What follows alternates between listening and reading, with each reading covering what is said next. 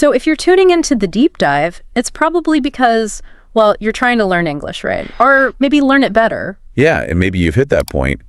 The grammar books aren't cutting it anymore. Exactly. Or you feel stuck. Like after years, you still aren't fluent. It's frustrating. Super frustrating. And people ask all the time, what's the best way? The magic bullet. Right.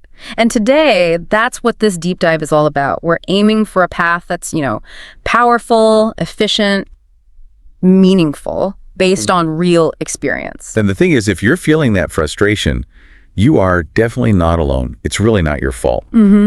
Our mission here is to dig into what really works, pull out the key ideas from our sources, and maybe uncover a different way of thinking about it all. Okay, so let's unpack this. Let's talk about what most people do first. The usual stuff. Like studying vocabulary lists, memorizing grammar rules. Yeah, or spending hours on Duolingo, maybe watching Netflix, making flashcards, writing out endless lists of words. We've all been there. Totally. But then you hit that wall. You start asking, why can't I speak fluently? Or why do I forget everything I learned?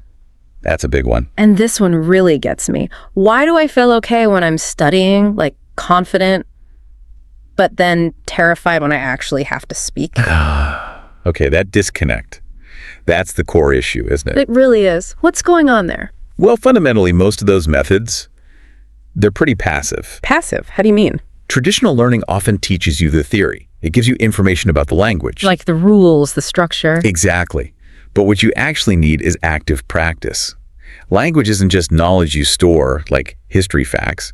It's a skill you develop. Right, okay. A skill. Think about it like this. You can't learn to drive a car just by reading the owner's manual, right? No way, you'd crash. Precisely.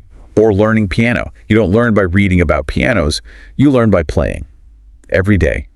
Making mistakes. Playing the actual keys. Yes. Language is exactly the same. It's about doing, actively using it, training those brain pathways. That makes so much sense. The theory versus skill distinction.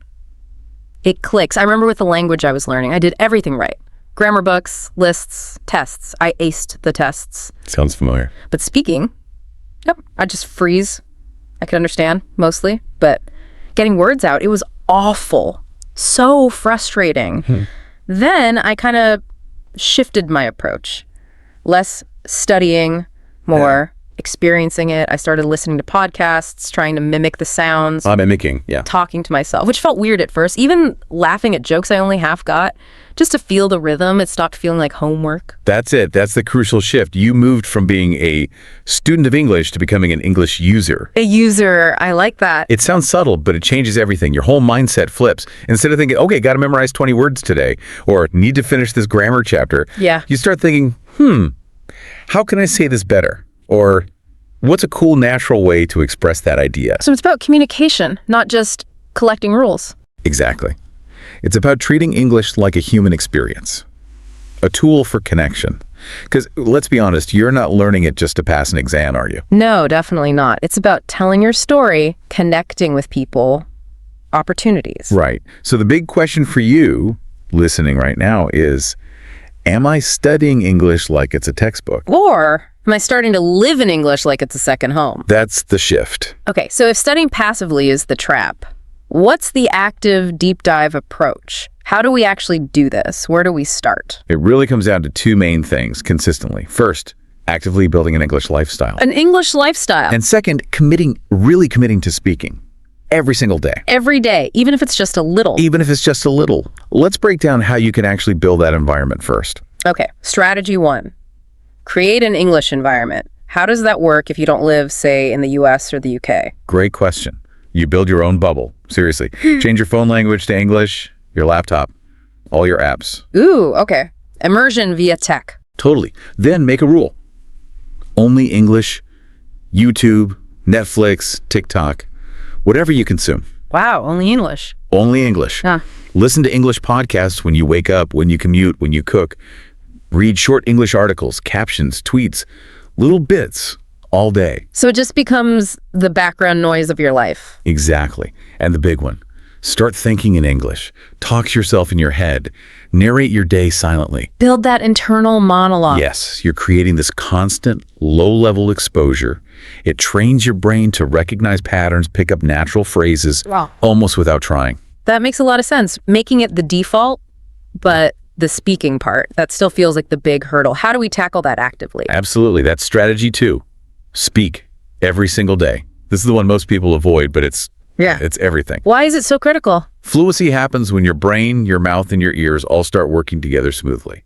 Speaking is the practice that connects them. Okay, but what if I don't have anyone to talk to? You don't always need someone. Seriously, talk to yourself. It works. There are like 5 easy ways to do this daily, even alone. Okay, give them to me. 1, mirror practice. 5 minutes. Stand in front of a mirror. Talk about anything. Your day, your plans. It's just talking to my reflection. Yep. 2, voice memos. Record yourself talking. Tell a story. Explain something. Fake a dialogue. Listen back later if you want. Okay.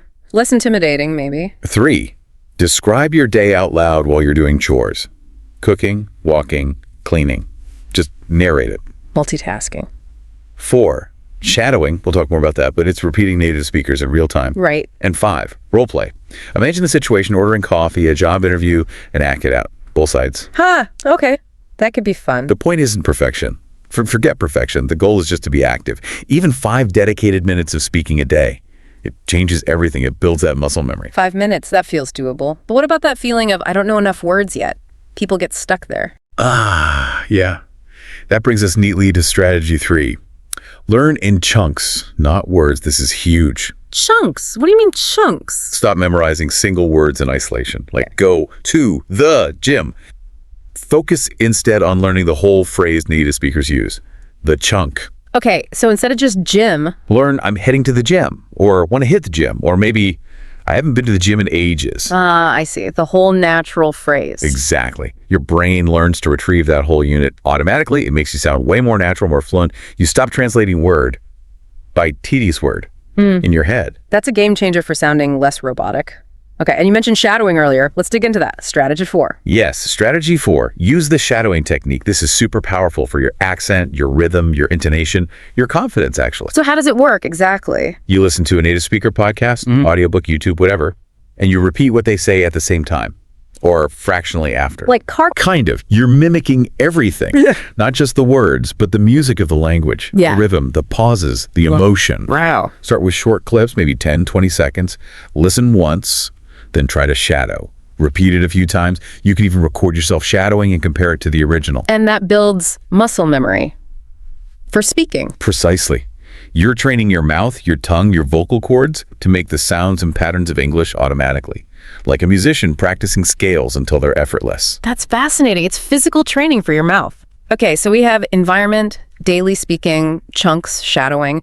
What's the last piece for making this stick? The last piece is strategy 5. Learn through emotion and story. Emotion. How does that help learn grammar? Well, think about what you remember easily. Things that made you feel something, right? Laugh, cry, get curious. Yeah, definitely. Emotional events stick. Exactly. So find English content that actually engages you emotionally. Podcasts with amazing stories, YouTubers who crack you up, books or articles that make you think, wow. So connect learning with feeling. Yes. The more you feel connected to the content, the more your brain naturally absorbs the language within it. Forget boring textbook dialogues. Find stuff you love. That's the whole idea. Don't just learn English, live in English.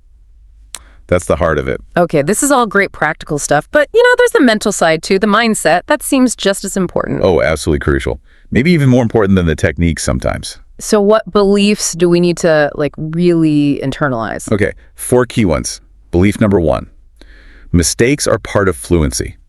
Seriously, it is okay to sound silly sometimes. That's not failure, that's growth. Right. Embrace the awkwardness. Totally. Belief 2, you don't need to be perfect to speak well. Even native speakers mess up grammar. Forget perfectionism. Good reminder, we all do it. Belief 3, consistency beats intensity. This is huge.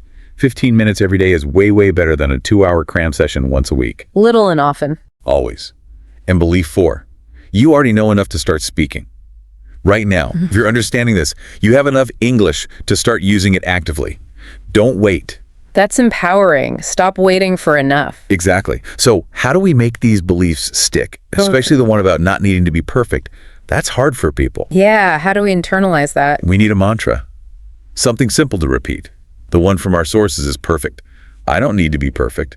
I just need to show up. I don't need to be perfect. I just need to show up. Say it again, feel it. I don't need to be perfect. I just need to show up. That's the real mindset. Showing up consistently, imperfectly. That's how fluency is built. Okay, I love that. Simple, powerful. So for someone listening who's thinking, right, I'm ready, give me the daily plan, what does that look like? You mentioned an hour. Yep, a practical, doable 60-minute daily English flow. You can adjust the times, but here's a template. Let's hear it. First 10 minutes active listening. Podcast, audiobook, YouTube video. Really focus on understanding the main ideas. Try without subtitles if you can manage. Okay, focused input. Then, 10 minutes shadowing. Grab a short clip from what you just listened to or something else and shadow it. Copy the voice, the rhythm, the feeling. Active output practice. Next, 10 minutes speaking practice. Your choice. Yeah. Talk to the mirror, record a voice note about your thoughts, narrate your plans for the day. Just speak. More active output. Good. After that, 10 minutes learn 5 new phrases. Not single words, remember chunks. Find 5 useful phrases, write them down, say them out loud, make a sentence with each. Building that usable vocabulary. And finally, 20 minutes real content time. This is your fun time. Read an interesting article, watch part of a show you enjoy, listen to a vlog, relax, enjoy it, maybe pause and repeat a cool phrase you hear. But primarily, just consume content you like in English. Love that balance. Input, output, vocabulary, and enjoyment. Exactly. And doing this routine or something like it consistently, even for just 30 days, you will absolutely notice a huge difference. Your confidence, your natural flow, it will improve. A consistent effort really pays off then. It's the magic ingredient, consistency. So let's talk about the destination for a second. Fluency. What does that actually feel like? Because I think people have weird ideas about it. Like you need to know every single word. Right. Or sound like you're reciting Shakespeare. Yeah. What's the reality of fluency? It's much more about flow and comfort. It means you can explain your thoughts, your ideas clearly enough to be understood, even if you stumble or make a few mistakes. Okay, clarity over perfection. Yes. It means you feel mostly relaxed when you speak, not constantly tense and searching for words. Less anxiety. Definitely. It means you stop translating in your head constantly. Thoughts just come out in English, more or less directly. That's a big milestone, the no translation thing. Huge. And maybe the best part, you actually enjoy using English. It starts to feel like part of you, part of your identity, not just some foreign thing you're struggling with. So fluency is flow, comfort, directness, and enjoyment, not flawlessness. Exactly. Flow, not perfection. That's the goal. Okay, so wrapping this deep dive up, the big message seems to be stop studying so hard in the old ways. Right? Study smarter, maybe, but mostly live it more. Speak more, immerse yourself, create that English bubble. Be okay with the mistakes, the silly moments. Treat it like part of your life, not a chore. And you don't need fancy courses or to move countries necessarily. You need bravery, consistency. The willingness to just try, to speak, and maybe, hopefully, learn to love the process. You really can do this. Absolutely. And just one final thought to leave you with. You're not bad at English. Please don't think that. You're just not finished yet. The ability is there. You just need to keep activating it. Keep listening, keep speaking. Keep showing up. Keep growing. Thanks for diving deep with us today. Keep going. You've got this.